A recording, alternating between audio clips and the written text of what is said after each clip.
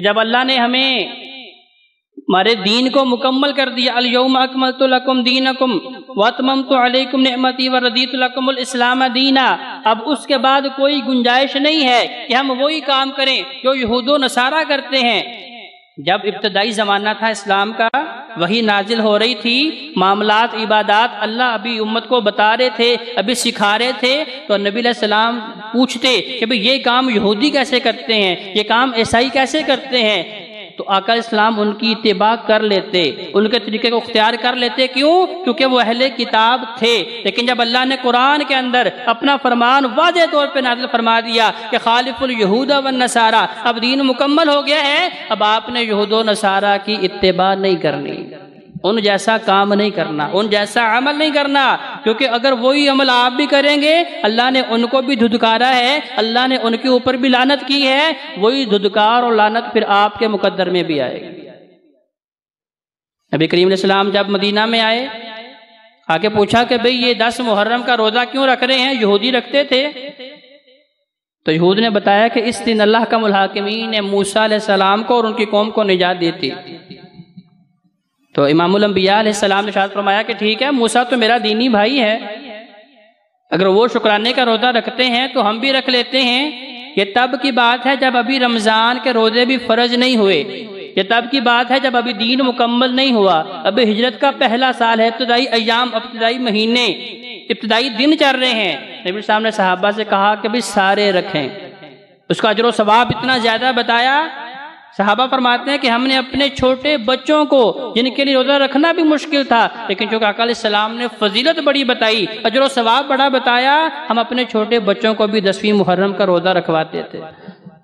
لیکن جب دین مکمل ہوا، الیوم اکملت لکم دینکم، آیت کریمہ نازل ہو گئی، اللہ نے حکم دے دیا خالف الیہود والنصارى، اب آپ نے یہود و نصارہ کی پیروی نہیں کرنی۔ تو آقا علیہ السلام نے فرمایا اگر اللہ نے مجھے زندگی دی اور دوبارہ میری زندگی میں محرم کا مہینہ آیا، یوم التاسع، تو میں 9ویں محرم کا روزہ رکھوں گا۔ تو کیا ہے کہ یہود کی مخالفت کا نبی علیہ السلام نے بھی حکم دیا ہے۔ جس خالق و مالک کی ہم نے بندگی کرنی ہے، جس خالق و مالک کی ہم نے عبادت کرنی ہے، جس خالق و مالک سے ہم نے رحمتیں جو ہیں وہ مانگنی ہیں، جس خالق و مالک سے ہم نے نصرت اور مدد مانگنی ہے، وہ خالق و مالک کہہ رہا ہے کہ بھئی یہود و نصارہ والے اعمال نہ کرنا، اعمال وہ کرنا جو میرے محبوب پیغمبر علیہ السلام نے تمہیں سکھا دیے ہیں۔ اسی طرح روزے کی سنتوں میں سے فرمایا کہ میری امت اس وقت تباہ و برباد نہیں ہوگی، اس وقت تک میری امت گمراہ نہیں ہوگی جب تک وہ افطاری کے اندر جلدی کریں گے۔ صحابہ نے کہا رسول اللہ اتنا بڑا نقصان کہ امت بہک جائے گی، تباہ و برباد ہو جائے گی، اگر وہ افطاری کا وقت ہونے کے بعد بھی احتیاطاً 5، 10، 15، 20 منٹ، آدھا گھنٹہ انتظار کرتے ہیں، فرمایا چونکہ یہ یہود و نصارہ کا طرز عمل ہے کہ جب روزہ افطار کرنے کا وقت آ جاتا تھا پھر وہ انتظار کرتے تھے۔ اللہ نے تو کہہ دیا ہے کہ اب روزہ ختم ہونے کا وقت آ چکا ہے تو اپنا روزہ افطار کر لو، لیکن یہ اپنی احتیاط کے نام پہ اس روزے کی تاخیر کرتے ہیں، افطاری کو مؤخر کرتے ہیں۔ لہذا فرمایا جب امت مسلمہ بھی اس سنت کے اوپر جو ہے عمل نہیں کرے گی، فوراً افطاری نہیں کرے گی، احتیاط کے نام پہ 15، 20 منٹ، آدھا گھنٹہ جو ہے اوپر لگائے گی، فرمایا اس وقت امت جو ہے وہ تباہی و بربادی کا شکار ہو جائے گی۔ نبی علیہ السلام نے ایک جنازہ پڑھایا، جنازہ پڑھانے کے بعد آقا علیہ السلام کھڑے ہیں، اب اس میت کو قبر کے اندر اتارا جا رہا ہے، آقا علیہ السلام کھڑے ہیں تو صحابہ بھی کھڑے ہیں۔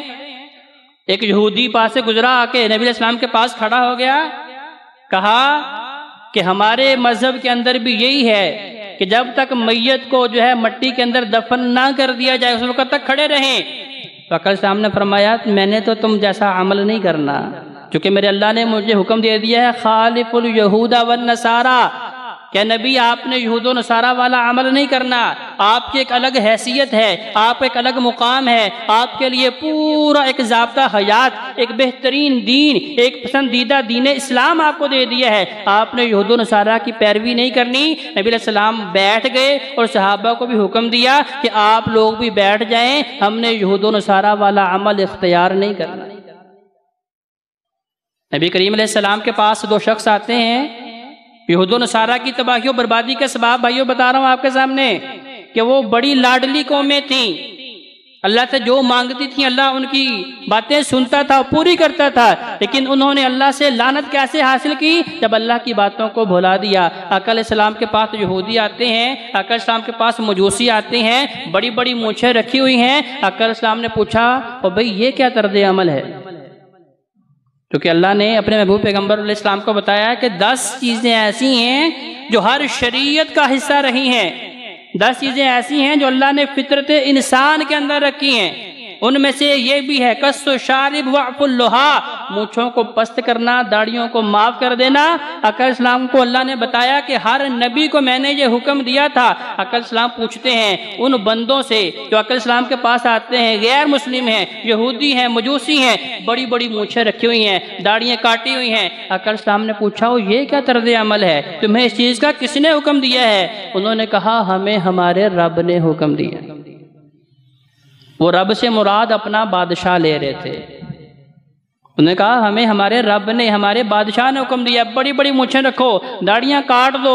جاتے جی وقار محبوب پیغمبر علیہ السلام کے الفاظ سنیں۔ آقا صاحب نے فرمایا میرے صحابہ، اے میرے ساتھیوں، خالف الیہود والنصارى، تم نے یہود و نصارہ کی مخالفت کرنی ہے۔ اور 10 چیزیں جو اللہ کو اتنی محبوب ہیں کہ اللہ نے ہر دین کا، ہر شریعت کا، ہر مذہب کا حصہ بنائی ہے، وہ یہ ہے کہ میرے رب کا حکم ہے داڑھیوں کو معاف کر دو اور مونچھوں کو پست کر دو۔ داتا جی وقال یہ چند ایک چیزیں جو میں نے آپ کے سامنے رکھی۔ آقا علیہ السلام نے فرمایا اے میرے صحابہ اپنے بالوں کو رنگا کرو، کیونکہ یہودی اپنے بالوں کو نہیں رنگتے۔ مطلب کیا ہے کہ میرے محبوب پیغمبر علیہ السلام نے ہر موقع پہ عبادات ہوں یا معاملات ہوں، ہمیں ہر چیز بالکل واضح طور پہ بتا دی۔ فرمایا کہ اس کے دن بھی روشن، اس کی راتیں بھی روشن، لہذا تمہیں کسی بھی عمل کے اندر، کسی بھی کام کے اندر جو ہے یہود و نصارہ کی پیروی نہیں کرنی۔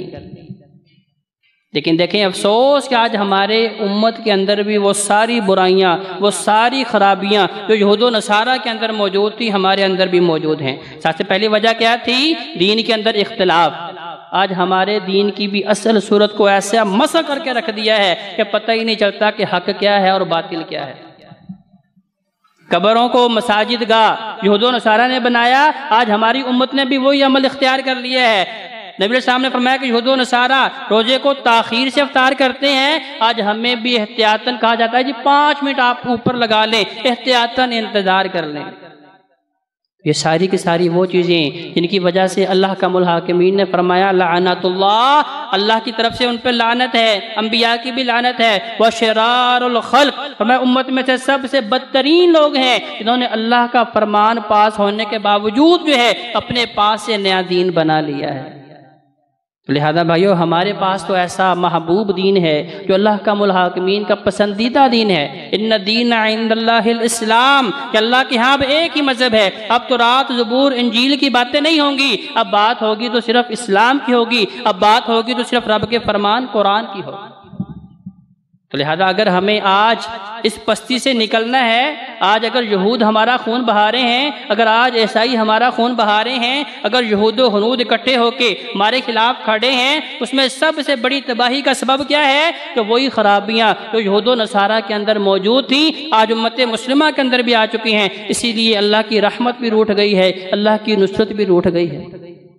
یہ تو اللہ کے وعدے تو سچے ہیں۔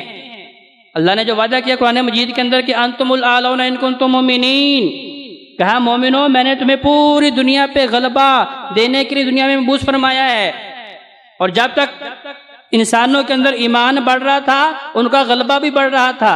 عہد نبوی سے لے کے عمر فاروق تک دیکھیں سلطنت جو ہے وہ بڑھ رہی ہے، ریاست بڑی ہو رہی ہے، حقوق انسانی کی بات جو ہے وہ ہو رہی ہے۔ لیکن جیسے جیسے ایمان کم ہونا شروع ہوا ہے ریاستیں بھی سکڑ رہی ہیں اور یہود و نصارہ جو ہے ہمارے اوپر غالب بھی آ رہے ہیں۔ تو لہذا ہمیں یہود و نصارہ کی اتباع نہیں کرنی، ہمیں اتباع کرنی ہے محمد رسول اللہ صلی اللہ علیہ وآلہ وسلم کی، کیونکہ قرآن ہمیں یہی حکم دیتا ہے ما آتاکم الرسول فخذوہ وما نہاکم عنہ فانتہوا۔ اے لوگوں میرا نبی تمہیں جو حکم دیتے اسے مضبوطی سے تھام لو اور جس چیز سے منع کر دے اسے اپنے آپ کو روک لو۔ اللہ کی حضور دعا ہے کہ اللہ ہمیں صحیح معنوں میں قرآن اور نبی علیہ السلام کے فرمان کو پڑھنے کی، سمجھنے کی اور اس کے مطابق عمل کرنے کی توفیق عطا فرمائے۔